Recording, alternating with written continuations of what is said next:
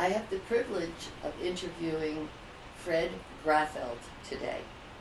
He's been a genuine, true friend of the library before it was an in thing to do. He's always been supporting us. He has also been the man behind the camera for all of the interviews for the history of the library in its 85th year. So Fred, I'm going to set you free.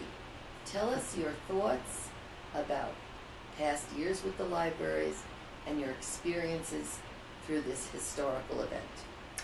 Okay. Strange to be sitting on this side of the camera, but we'll take it from there. I've been coming to the Secaucus Library since probably about 1954. That's a guess, but it's a very close guess. My original library card was number 645, which I hated to give up. For a long time I would not get a card here, just for that reason. I still use the library, I used it for reference. I remember going to the original library in Town Hall, going up the stairs, and I'll talk about the stairs later, seeing Mrs. Dudley, who was like everybody's grandmother. We've heard an awful lot of that as this went along. I remember the first book that I took out, not by title, but by subject. It was a Charles version of the Arthurian legend. I was fascinated with that. Why, I don't know. I had to have the book. Mrs. Dudley thought it might have been just a little too much for someone my age. I didn't really care. I really wanted to read it. I did. Don't know if I appreciated it as much as I would have a year or two later, but I did read it and I brought it back, and that started me with the library. I used to go and enjoy going there. Again, going up those stairs, if I was early, and I tend to be early for things, and the library wasn't open yet, I would sit on the stairs and wait, rather than go downstairs and have to climb them again. I was quite a climb for a kid that age. If I wasn't there, I was in the park behind the town hall, which has only been mentioned once or twice in the course of this, and it bears mentioning. That park was wonderful. Nothing compared to what we have in Secaucus today, but it was a great park. And to me, it was part of the library. You would get a book, you could go sit on a bench outside. Time passed, the new library in the plaza, shared with the firehouse, opened, and it wasn't as homey a place as the old original library. It was a little bit more sterile to my feeling. At that point, I was preteen and teen, so I was probably more of a nuisance to the people in the library than I would care to be now. I remember being asked to leave on many occasions.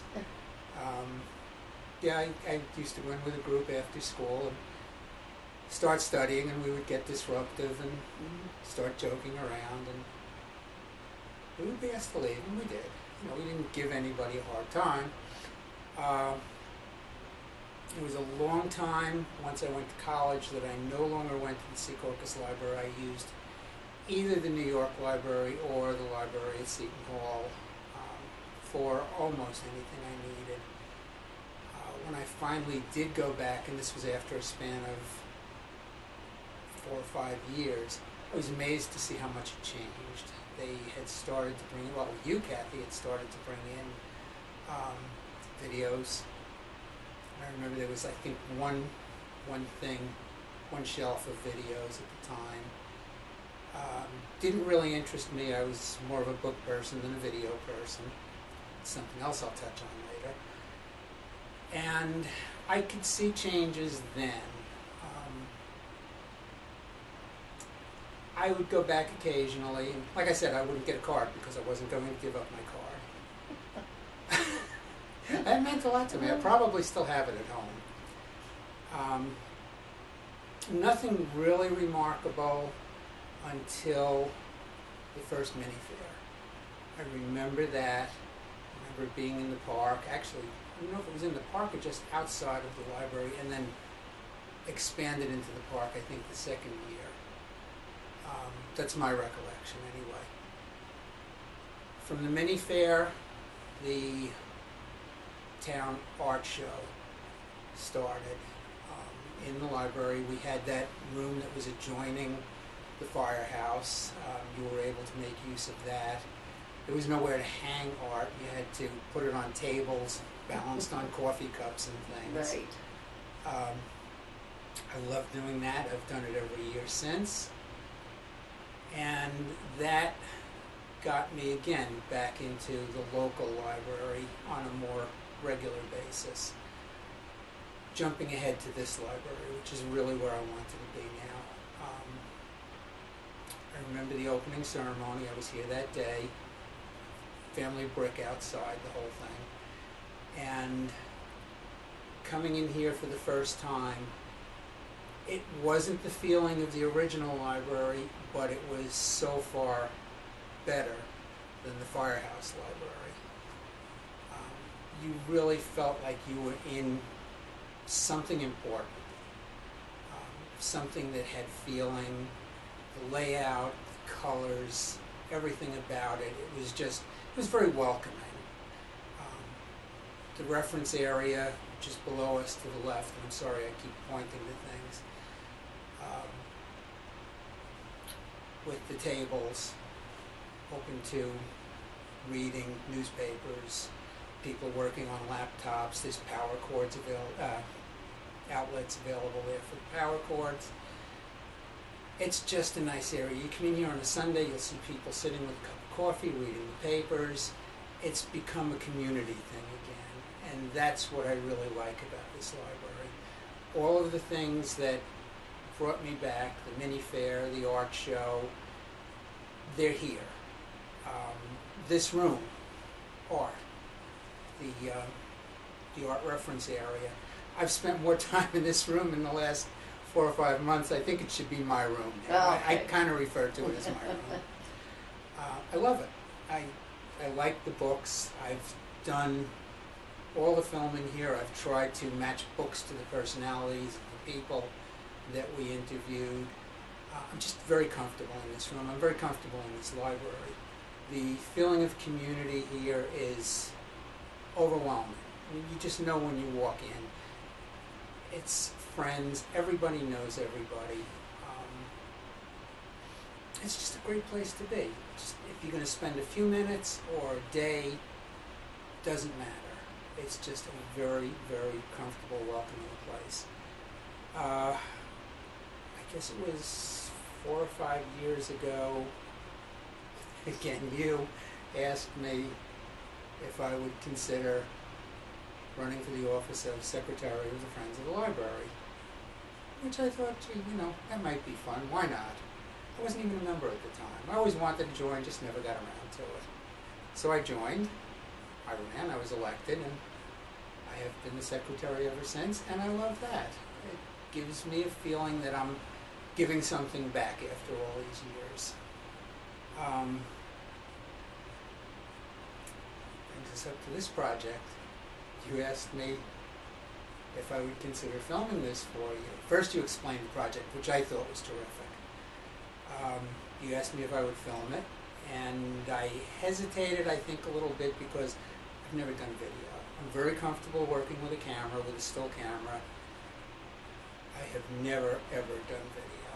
So it was a little intimidating, but I thought, well, somebody's going to have to do it, and I'll give it a try. If it doesn't work, we'll know after the first interview, and you can find somebody a little bit more capable. I guess it worked because I'm still doing it. You're still here. My impressions about all the filming that we've done. Certain subjects have been repeatedly brought into the interviews. First one, Staircase to the Old Library. 2 schools on that. You already know where I'm going. I am of the straight wooden staircase school. There are people who insist it was a spiral staircase and that it was metal and that it still exists in the firehouse. I don't believe that. If it was later, or it was like an emergency access to the back of the library. That staircase in the old town hall was straight up one flight, across the hall, straight up the other flight, and there was the door. Like I said, I sat outside that door on numerous occasions waiting for Mrs. Dudley to come up the stairs. I could be wrong. I was a child, but there were enough people that we interviewed, and people whose memories I respect because I know some of them and I know their memory for detail, that back me up on this. That's right. By the same token, there are other people who insist, I don't know the people so I can't say for sure, that there was a metal spiral staircase. Absolutely as sure as I am about the straight wooden staircase and all the creaking that it made and everything, they are about the metal staircase. And a metal staircase, I think I would remember, because walking up, you would hear the metal tapping. I have no recollection of that. I'm sticking with the Good. wooden It'll remain a staircase. mystery. Yes. The other thing that has crept into 80% of the interviews is the technology. And I said it many times after the interviews when we sat and discussed what was said. I'm a book person. I want the book in my hand. I have no use for a Nook. I have no use for any sort of electronic information media. Yes, I do use the computers here. I use it for email. I use it to look things up. I have to look a few things up today. I don't have internet access at home. This is the most convenient place. I will either bring my laptop here and go on the Wi-Fi, which is iffy at times, or I'll just register and use a computer. But as far as checking out the Nooks or buying one myself and downloading books, I have no use for that. I want to feel the pages. I'm a book collector. I collect late 19th and early 20th century fly fishing, sporting books, and there's just something about them. Books of that age have a smell to them and a feel that you're never going to get from a magazine or an electronic media. So I am a book person. I welcome the technology here for people that want to use it. Those going, and I can see the reasons for using it. A long airplane flight. It'd be great to have a Nook or something, even a laptop, that you can read a book.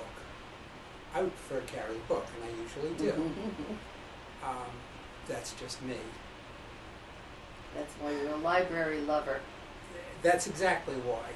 I am a is. book person.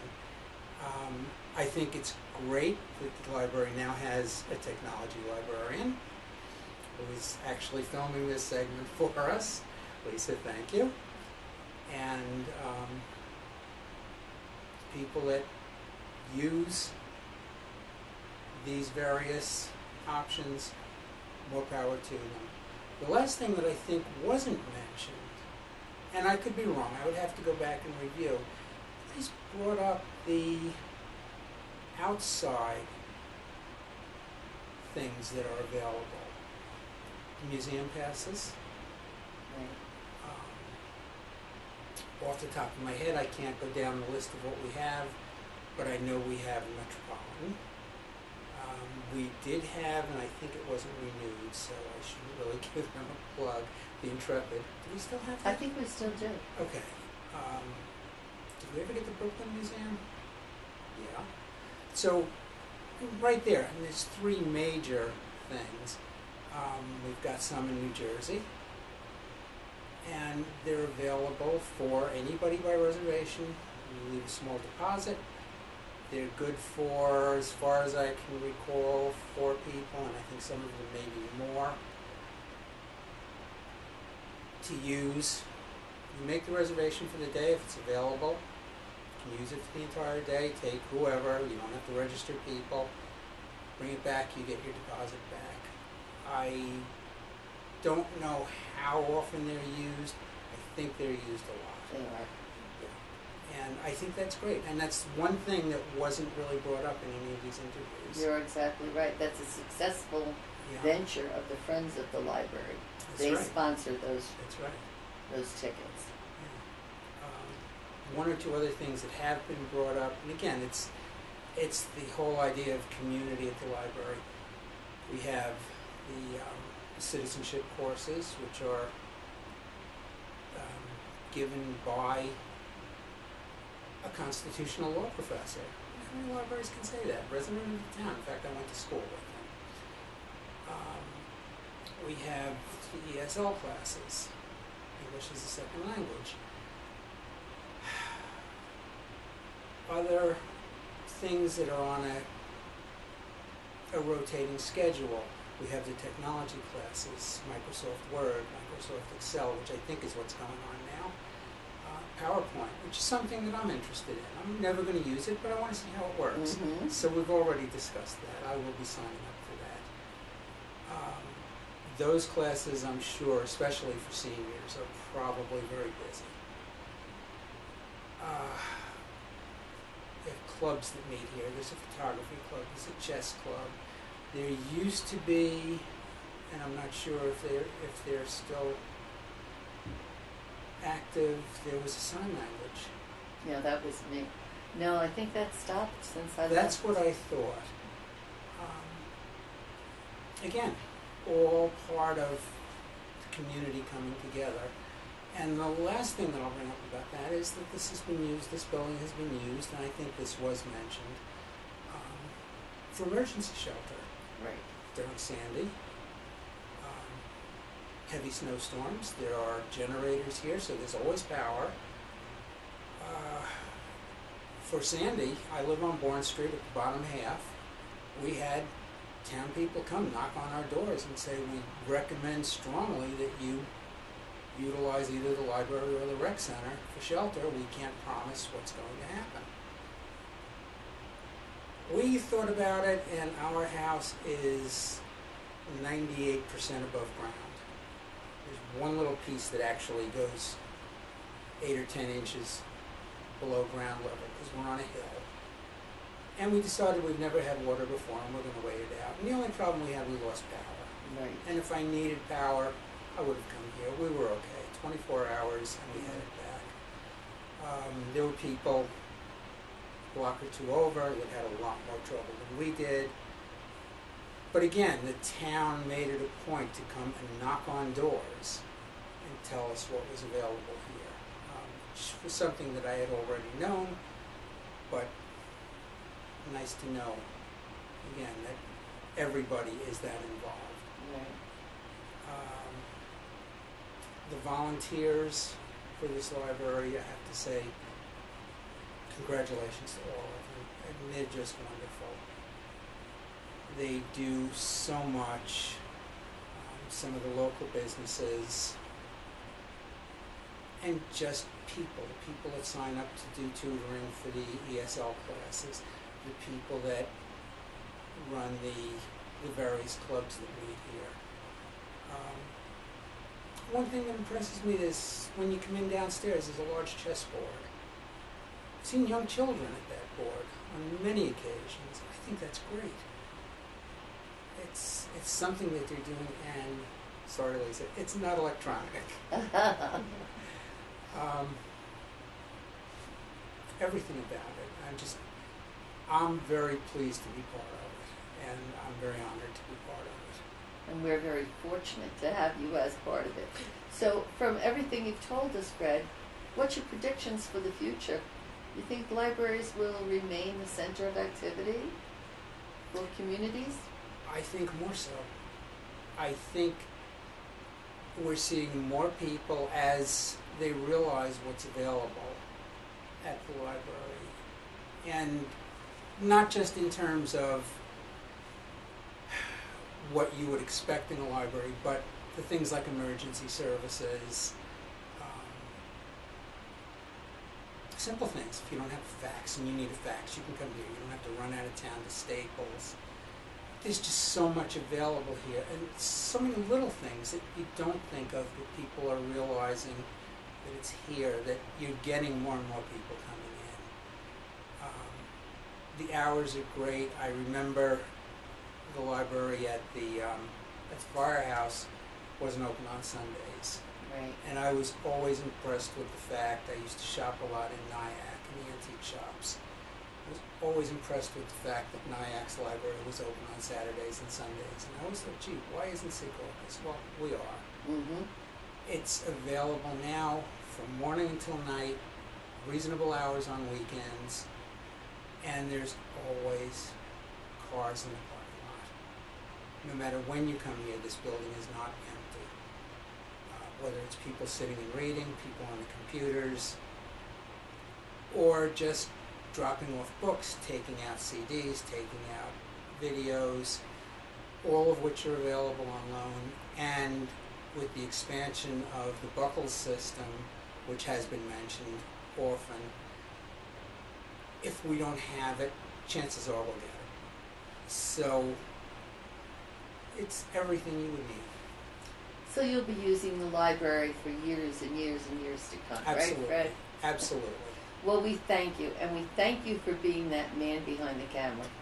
Because I'm sure there were times when the Kindle or the Nook Mm-hmm. were spoken with such love and appreciation, and I knew your feeling behind that I'd camera. sit back there and make a face. But you were nice and quiet and a gentleman and saw us through it. So I love that you shared this experience with me, and thank you so much.